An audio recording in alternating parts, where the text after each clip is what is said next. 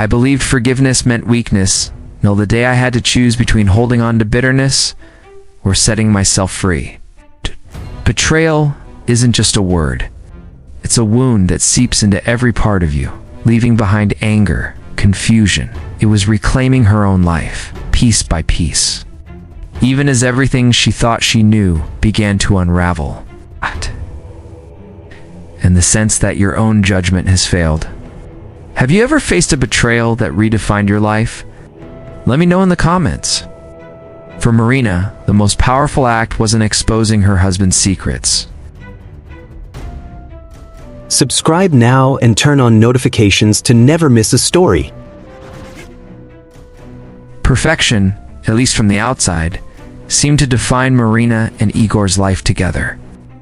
Friends saw a couple who shared everything: joint projects, matching routines, even a curated social media presence that spoke of unity and effortless happiness. Their home was filled with evidence of shared dreams, sketches for new ventures, travel plans pinned to the fridge, and photos from celebrations where they looked inseparable. But behind the filters, small cracks were forming. Igor's phone would buzz during dinner. The screen always turned face down before Marina could see who was calling. She discovered a hotel receipt mixed in with his dry cleaning, though he'd said he was working late. The numbers were only part of the story. The real truth was waiting, just out of sight, ready to surface the moment she let herself look. The subject line was simple: our next meeting. She opened it and found a string of messages, months of secret plans, coded references to offshore accounts, and instructions for moving money without a trace. Images of Igor dining in luxury with a woman he introduced in the emails as his new partner. They looked comfortable, intimate, as if this other life had been growing in the shadows for years. When he finally walked through the door, she didn't speak. She simply turned the screen toward him. His face went pale, and in that moment of silence, Marina understood the truth. The foundation of their marriage had never been what she believed. Everything familiar was gone, replaced by an emptiness she couldn't have imagined. Marina recognized the suit he wore. It was the one she'd given him for their anniversary. Marina would soon learn that the collapse of trust was only the first blow. The real reckoning was still ahead, waiting for her in the aftermath. The timestamps on the photos overlapped with weekends he'd claimed were business trips. The realization cut deeper than she expected. The language was careful, but the meaning was unmistakable. Each thread unraveled another piece of the life she thought she knew.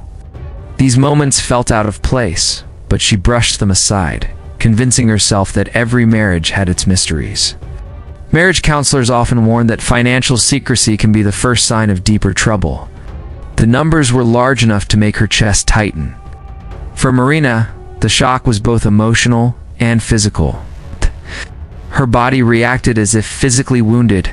Her chest ached, her throat closed, and a cold sweat broke across her skin.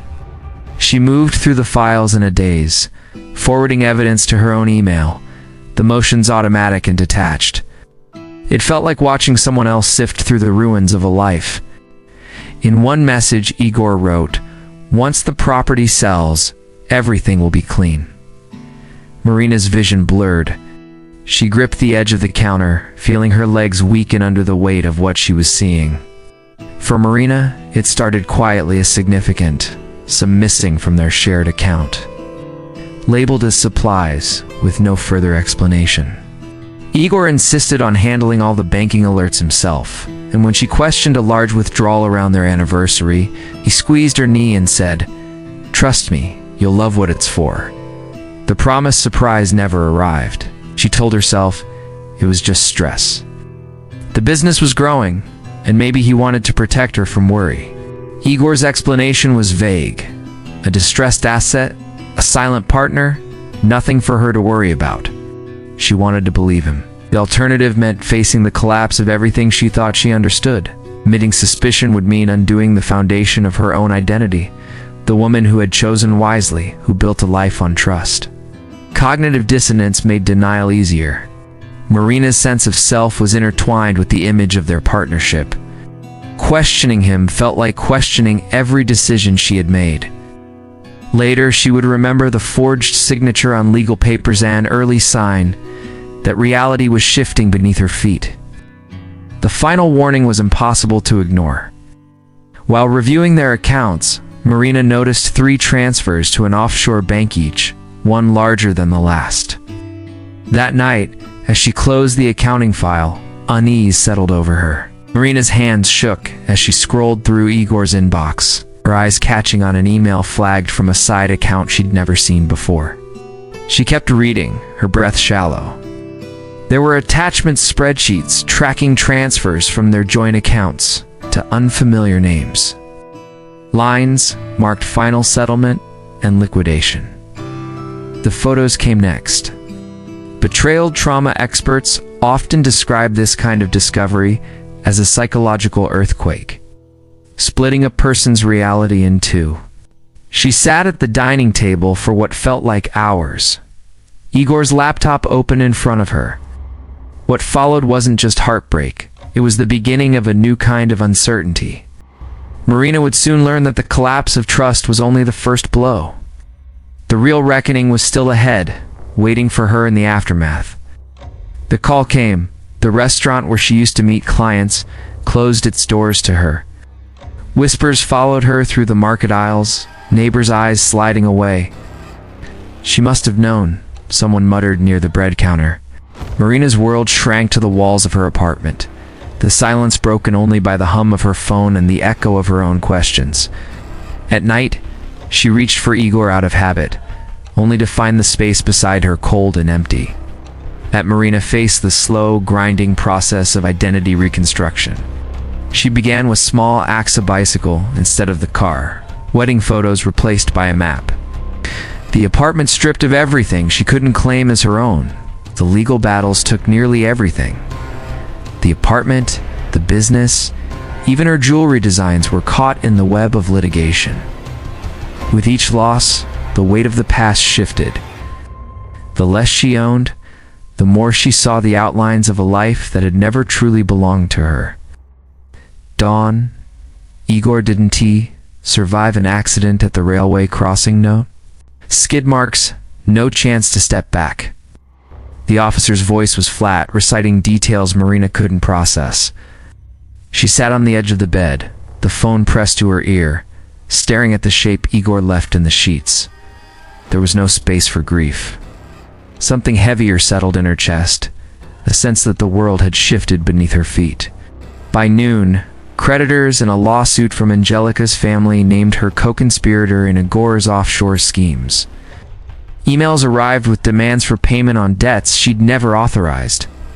The bank froze her accounts. A process server left papers at her door.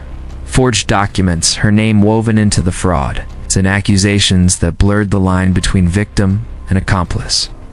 Marina saw her signature on forms she'd never signed, the handwriting close enough to pass a quick glance.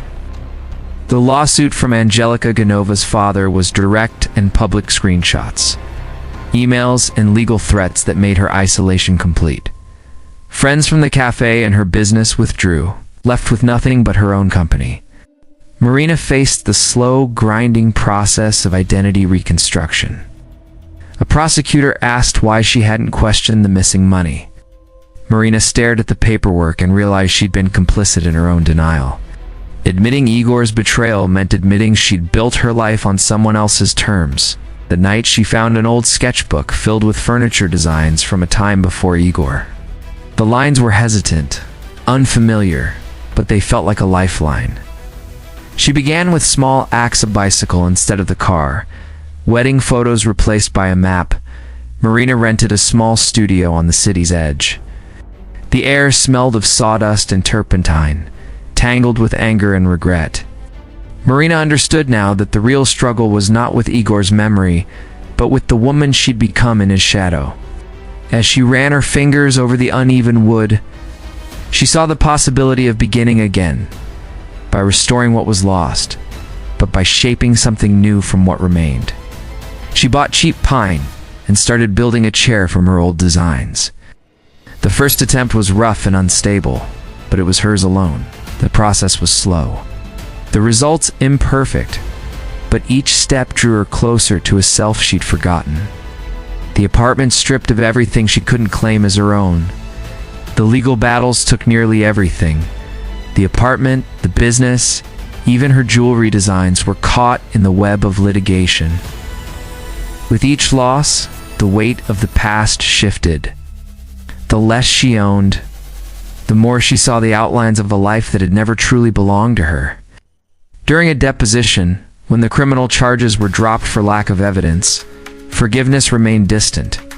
Tangled with anger and regret, Marina understood now that the real struggle was not with Igor's memory, but with the woman she'd become in his shadow. She didn't linger. Her focus had shifted to the small Milan design contest, where she entered her earliest furniture sketch under her maiden name. If you've ever rebuilt yourself after loss, share your experience below and subscribe for more journeys of resilience. It was a quiet return to her first love, a step defined by her own choices. As she ran her fingers over the uneven wood, she saw the possibility of beginning again, not by restoring what was lost, but by shaping something new from what remained. One morning, Marina walked to the railway crossing and left a single wildflower, the kind she once found on Igor's desk where the accident had ended. She forgave the woman who trusted blindly, carving a new path out of sawdust and sorrow. If you've ever rebuilt yourself after loss, share your experience below and subscribe for more journeys of resilience. And that's the end of this incredible journey. Thank you for sticking with us through every twist, turn, and revelation. Your time and support mean the world to us. But the stories don't stop here. If you love thrilling, suspenseful, and captivating tales, make sure to subscribe and hit that notification bell so you never miss the next gripping story. Got thoughts on this story? Drop a comment below. We'd love to hear what you think. Until next time, stay curious, stay intrigued, and we'll see you in the next one. Subscribe now and get ready for the next unforgettable story.